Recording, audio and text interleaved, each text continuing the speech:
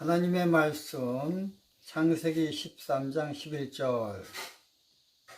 그러므로 롯이 요단 온 들을 택하고 동으로 옮기니 그들이 서로 떠난지라.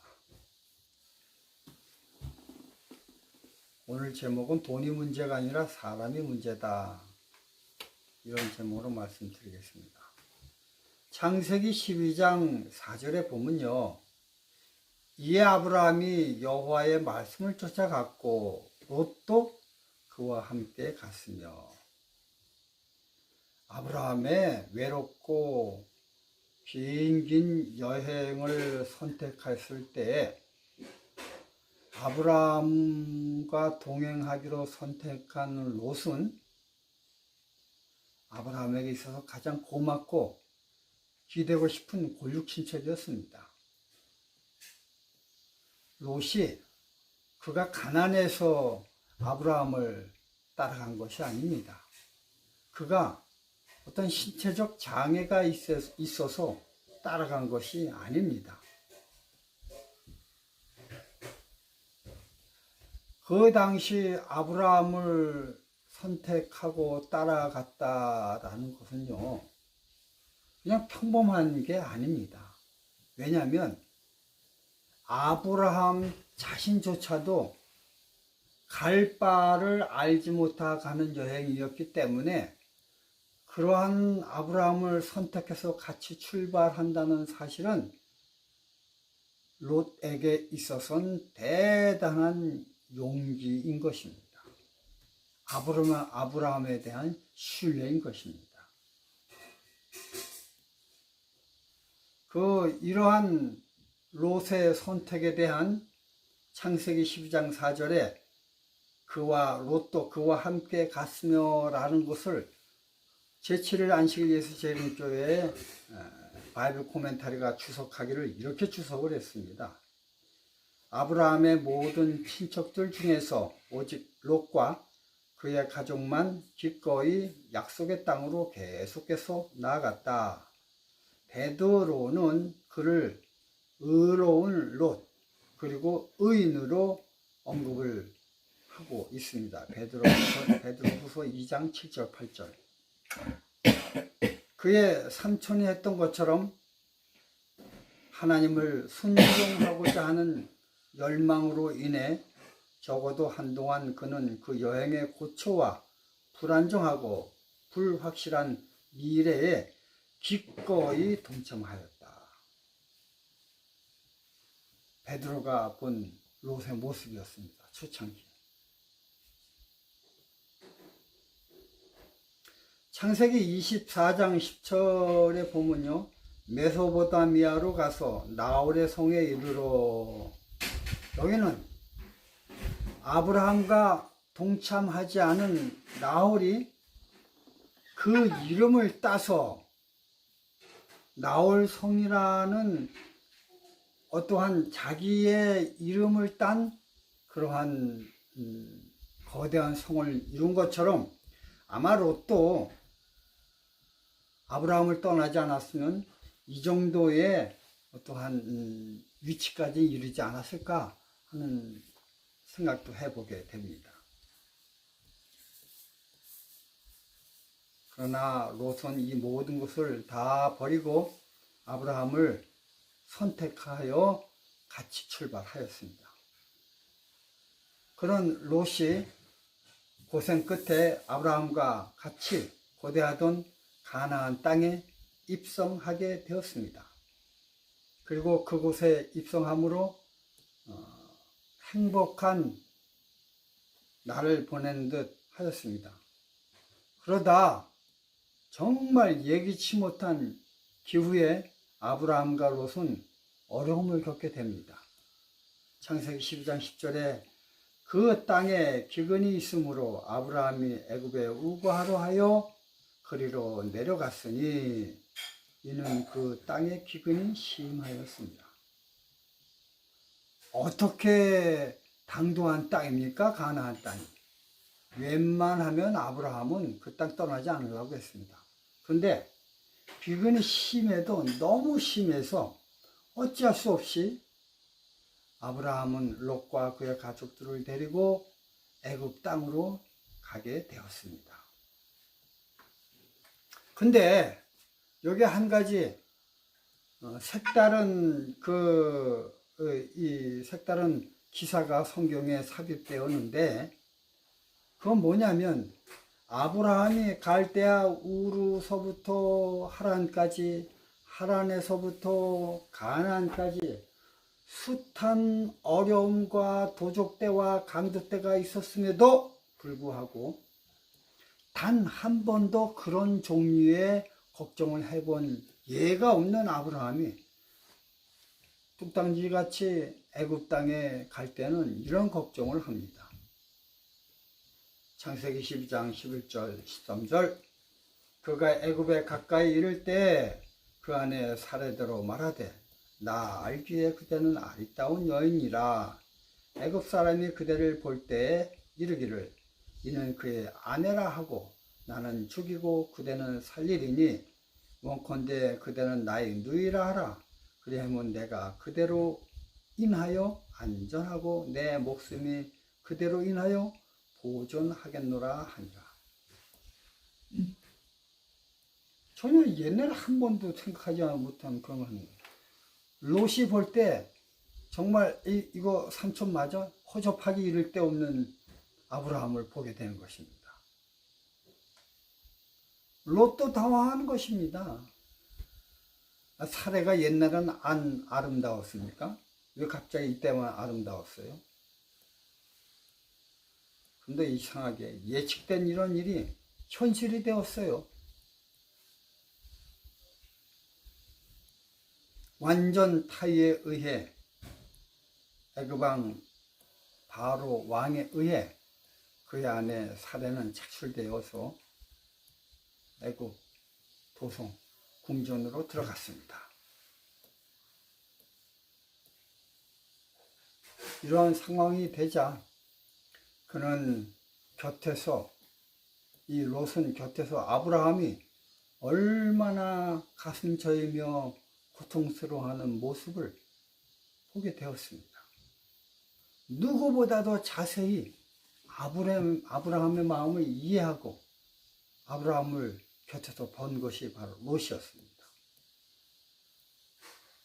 애굽 왕은 이것을 예측하고 이 히브리 사람을 위로하기 위해 어마어마한 재물로 뒤집어 씌워 그 슬픔을 잊게 했습니다.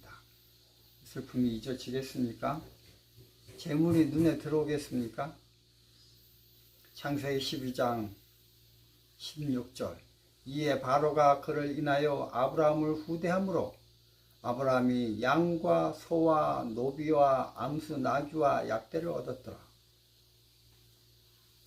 여러분, 적어도 그 당시 세계적 제국인 애굽 왕이 선물로 준 것이기 때문에 양이 뭐 보통 사람이 준 것이겠습니까? 상당한 것입니다. 그 다음에 자기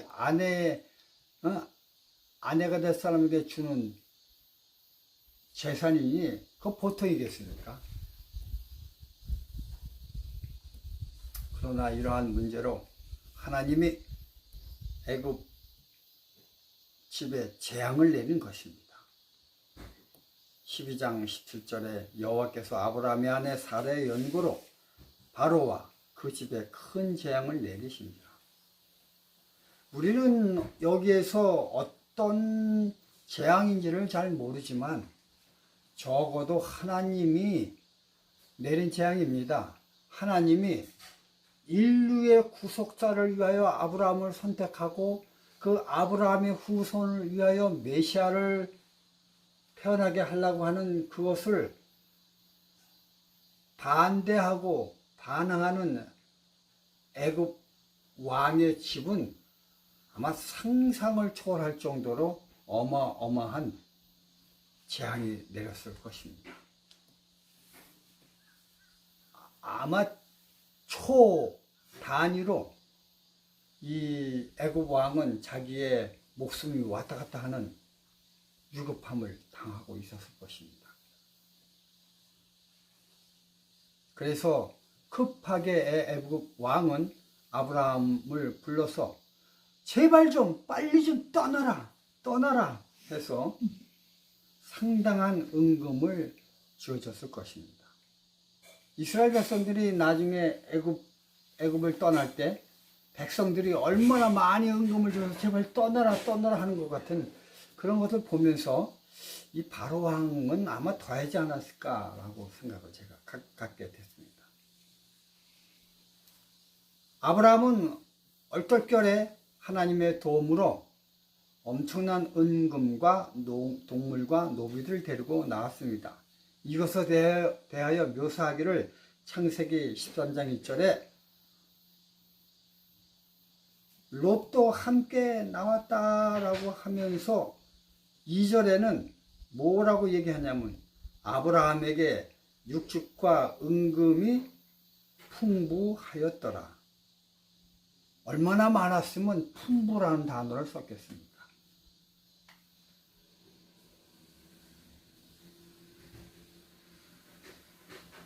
아브라함은 이 재물에 대해서 생각을 했습니다. 이 재물은 자기가 노력해서 얻은 재물입니까? 어떻게 해서 얻은 재물이에요? 자기의 수치로 인해서 얻은 재물이에요. 이 재물에 그래서 아브라함은 절반을 아마 내 생각인데 이건 내 생각에는 뚝 띄어서 아마 롯을 주지 않았을까 생각을 합니다. 그래서 어떻게 됐어요? 롯은 마치 어느 날 갑자기 롯에 맞은 것처럼 아브라함과 버금가는 부자가 되어버렸습니다. 이처럼 자기의 노력에 의하지 않고 복권 로또에 당첨된 것처럼 어느 날 갑자기 부자가 되었기 때문에 롯은 이 재물에 대해서 더욱더 겸비했어야 됐습니다. 이 재물의 용처가 어떻게 얻어진 거에 대해서 누구나 더 잘 아는 롯이었기 때문에 좀 더 겸손했어야 되었습니다. 그러나 공짜로 얻은 재물이기에 롯은 욕심이 났습니다. 그래서 욕심을 부렸습니다. 창세기 13장 10절에 이에 롯이 눈을 들어 요단 들을 바라본즉 수알까지 온 땅의 물이 넉넉하니 여호와께서 소돔과 고모라를 멸하시기 전이었는 거로 여호와의 동산 같고 애굽 땅과 같았더라. 롯은 아브라함의 실수 속에서 오히려 전화위복으로 나타나신 여호와 하나님을 목격하고 그는 더욱더욱 하나님을 신뢰했어야 되겠습니다. 의지했어야 되겠습니다. 재물보다 재물을 좌지우지하는 하나님의 능력을 더욱더 두려움과 떨림으로 선택을 했어야 되었습니다. 그리고 복의 근원인 실수 가운데서도 엄청난 복을 주시는 여호와 하나님을 보고 절대 아브라함과 떠나지 말았어야 됐습니다.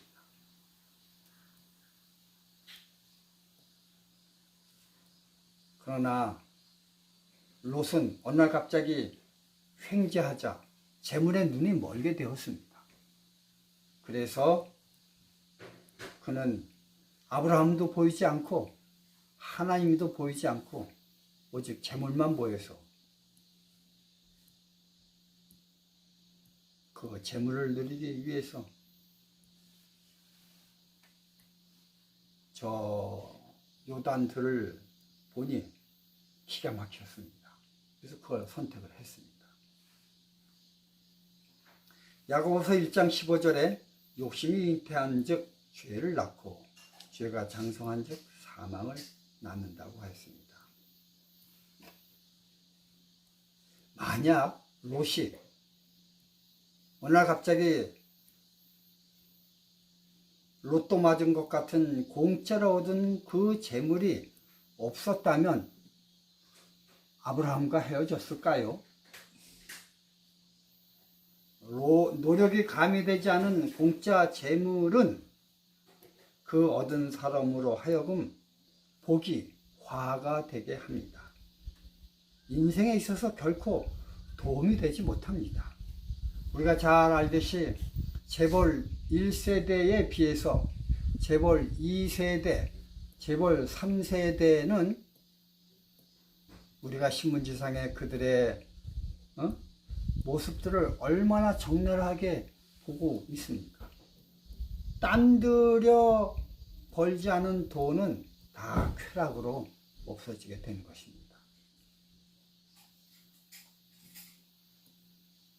성경에 보면 롯은 처음엔 평지에 살았지만 시간이 지나면 지날수록 그는 그 장막을 옮겨 쾌락의 도시인 소돔 성으로 점점 들어가게 되었습니다.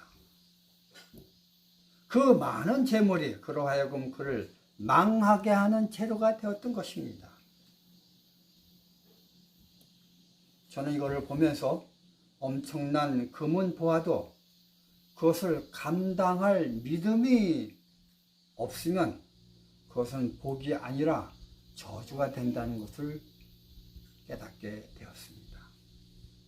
그것은 복이 아닙니다. 핵폭탄, 저주인 것입니다. 히스기야 왕도 자신의 내창고가 비었다면 바벨론 신하에게 보여주었겠습니까? 재물이 많음으로 인해 그는 화를 자초하였습니다. 마가복음 10장 22절에 그 사람은 재물이 많은 고로 이 말씀을 인하여 슬픈 기색을 띠고 근심하며 가니라. 이 부자 청년이 재물이 없었더라면 예수님을 떠났을까요? 돈과 재물, 이것은 극도로 나를 유혹하지만 곰곰이 생각해 보면 이것이 나에게 진정 화가 되는지 복이 되는지를 잘 모르는 것입니다. 우린 성경을 통해 돈과 재물을 롯만 가진 것이 아니라 아브라함도 가졌음에도 불구하고 아브라함에겐 돈과 재물을 통해 나쁜 일이 생기지 않은 것을 보면서 돈과 재물의 문제가 아니라 돈과 재물을 운전하는 그 사람의 믿음이 문제인 것을 우리는 성경을 통해서 분명하게 볼 수 있게 됩니다. 여러분들은 어떠한 이 성경을 보면서 어떠한 마음을 갖게 됩니까? 돈과 재물입니까? 그것을 운전할 수 있는 믿음인 겁니까? 우리가 이것을 잘 생각하면서 기도할 때 하나님께 기도하는 방법을 잘 했어야 되는 것입니다. 기도하겠습니다.